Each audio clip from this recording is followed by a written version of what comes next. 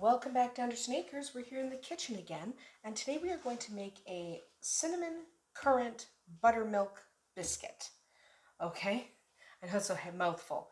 They might only be cinnamon buttermilk biscuits if you decide to leave out the currants, which I'm going to do just because neither of my kids like currants. But that's neither here nor there. So let's get started. You're going to need 1/3 of a cup of butter, margarine, or shortening. I'm using butter, but you can use any of them. I find butter gives you a better flavor, but you can use whatever you have or whatever you really like. Kind of smash that up a little bit. Then you're going to add 2 cups of flour. And then you just take your fork or your pastry cutter, whatever you have, and just kind of break it up. Okay? Break that up just so it's kind of crumbly.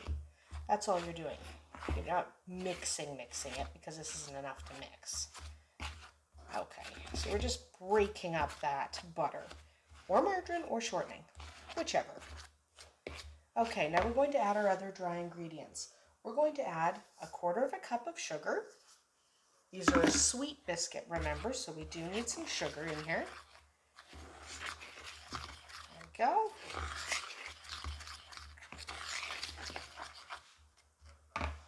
We are going to add 3 teaspoons of baking powder. This will give our biscuits a little lift. Mix that in.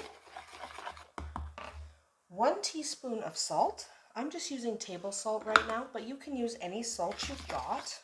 Himalayan, sea salt, doesn't matter.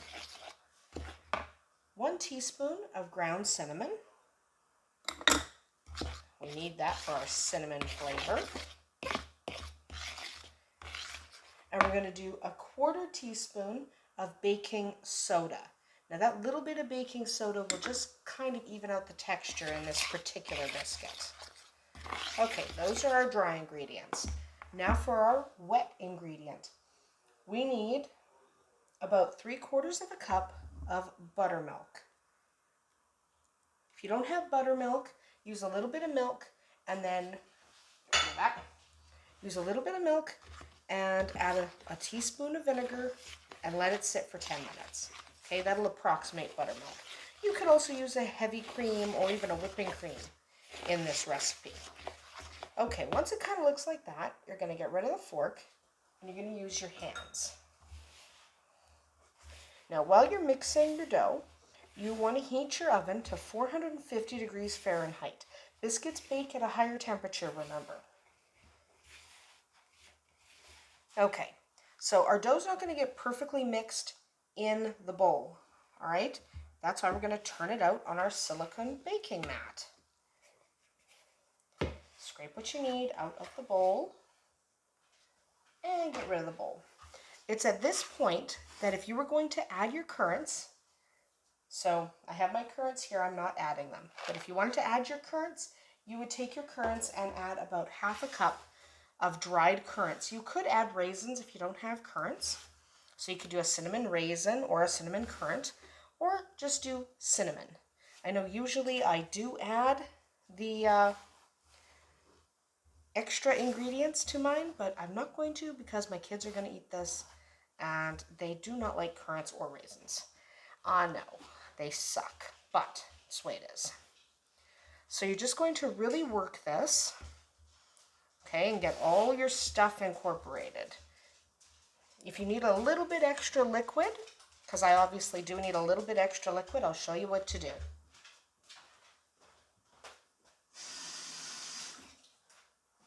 If you need just a little bit extra liquid, go and wet your hands at your sink, because that introduces a little bit of water. And you could do that 3 or 4 times if you need to. It's better than accidentally adding too much liquid to your batter, to your dough. So you want to do that slowly. So if you have to do that 3 or 4 times, that's fine. Just put a little bit of lukewarm water on your hands. You can also do it from a bowl beside you. That allows you to exactly control how much liquid is in your dough. Okay, so you can do that a few times if you need to. I find it is more efficient to wet your hands than it is to try to add a teaspoon of liquid here and there. Okay, because it adds it in just a small amount and it's easy to do because you can just take your hands and start squeezing your dough. Okay. Remember, we don't want our dough too wet. This dough we want a little bit on the drier side. All right, so I'm going to get my rolling pin.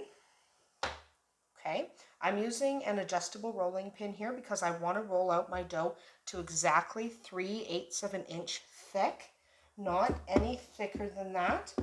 Okay, the absolute thickest I would go is 1/2 an inch. Don't go thicker, okay, because these do puff up quite a bit in the oven. Go. Oops, I just smushed it with the edge of the rolling pin. So just roll that out. I like using an adjustable rolling pin. Yes, I will put a link to this adjustable rolling pin and the pastry mat in the video description because several people have told me they have difficulty finding this locally. I get that. If you don't have a specialty baking store, you actually may not be able to find things like a pastry mat. Okay? So now what you're going to do is you're going to get your biscuit cutter. I'm using a fairly large, a biscuit cutter that is about, I'm doing about 3 inches. I like bigger biscuits. If you like a smaller biscuit, you can certainly use a smaller cutter. And then we are going to grab our cookie sheet. We're just going to lift these off the cookie sheet, place them onto our cookie sheet just like this, onto our baking sheet. I like to do them so they're touching, just it gives them a little more structure. But of course you do not have to. There we go. And then we will re-roll the rest of this. And it's fairly simple to re-roll because it doesn't have to relax too much. So just pick up any scraps sitting around your mat, like so.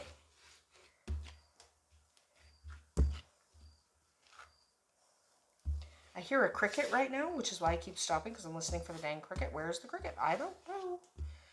I don't know. I've been looking for him for a whole day and I can't find him. I can hear him sometimes. And it's driving me a little bit mad. So, roll out your dough again.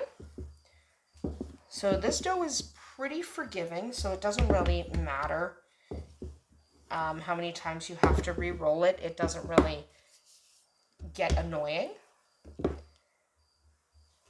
So depending on the size of your biscuit cutter, how many biscuits will you get? Anywhere from 6 if you're making really large biscuits to a dozen if you're making smaller biscuits. I typically get about 8 at the size I'm making. So I'm not going to make you watch me roll this again, but what you're going to do now, so you have your biscuits, you're going to bake them at 450 degrees for about 10 to 15 minutes until they're as dark as you want them. Now there is a frosting we're going to make to put on this particular biscuit, but we're not going to do that yet. We're going to wait until after they're baked. So 450 degrees for 10 to 15 minutes. Check them at 10 minutes, but I usually bake them for about 12 myself. So keep an eye on them. When they're as dark as you like, take them out of the oven. All right, so now I've put about half my biscuits, or a little less than half. I have 3 over there. But I put some of my biscuits on a cooling rack, and you're going to want to let them cool for probably about 10 minutes. You want them warm-ish, but not hot, okay? You're going to want to put them on a cooling rack, and under that cooling rack, you're going to want to put something. It can be a paper towel, it could be parchment paper, whatever you have. Just something to protect your countertop, because we're going to make a glaze. So you're going to need about 1/2 cup-ish of powdered sugar.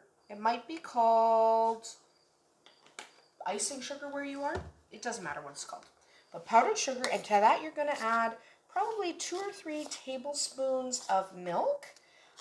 You can add water if you'd rather. If you don't want to use milk, that's fine. You can use lemon juice. You can use pretty much any liquid. Okay, any liquid that you've got. And what you're doing is you want to make a glaze. So you don't want this to be a thick icing.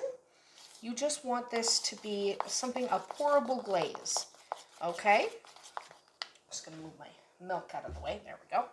So you want it to be a pourable glaze. So if it's a little thick, just go and add a little bit more liquid.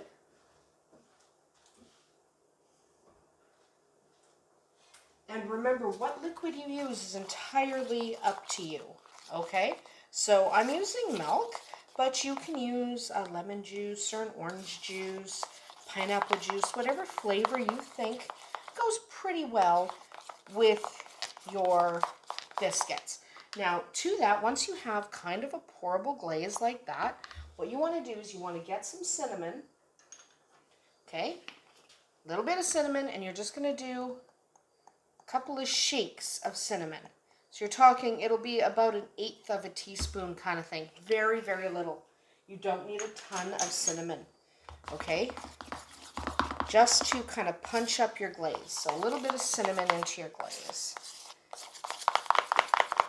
And then you can either pour it over or you can take your spoon and you can drizzle it over. Now, it's okay to go over. That's why we covered.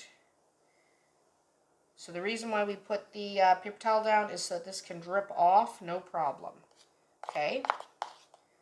So just a drizzle. You can do more than a drizzle. You can do however much you want. So if you wanted, you could take your icing and just glop it on like that. You can do that. You can do what I was doing and drizzle over like this.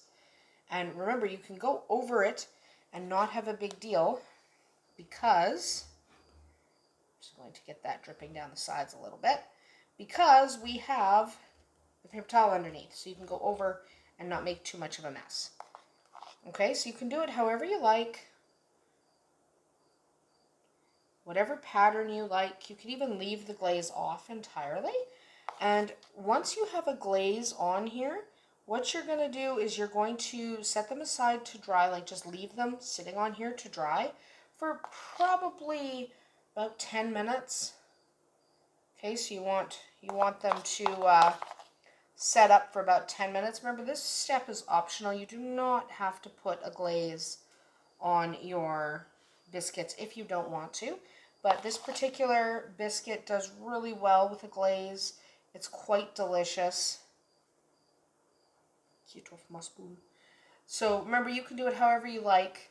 It doesn't really matter. So whatever you like. So if you like them kind of dripped on, kind of push your icing to the edge, it doesn't really matter. Whatever technique you want to use, you can use. So you can do them like these guys, or you can drizzle them like these. It doesn't matter. However you want to put glaze on your biscuits, you do it. So you're just going to ignore these now and let them set up. Again, that glaze will probably take, I would give them 15 minutes at least for that glaze to set. So just leave them, don't touch them, and then we'll come back and see how they look when we're finished. And there you have it. These are our cinnamon buttermilk biscuits that could have currants or raisins in them if we had chosen to add that. But they are absolutely delicious. They're an excellent dessert.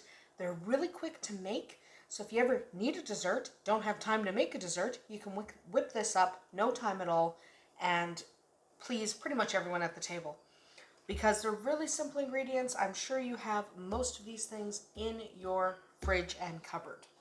So that is about it for us here today at Andersen Acres. I hope you enjoyed making cinnamon currant buttermilk biscuits. Yes, it's still a mouthful. But I hope you enjoyed making them, and I hope you'll consider making these for your own family. We'll see you tomorrow.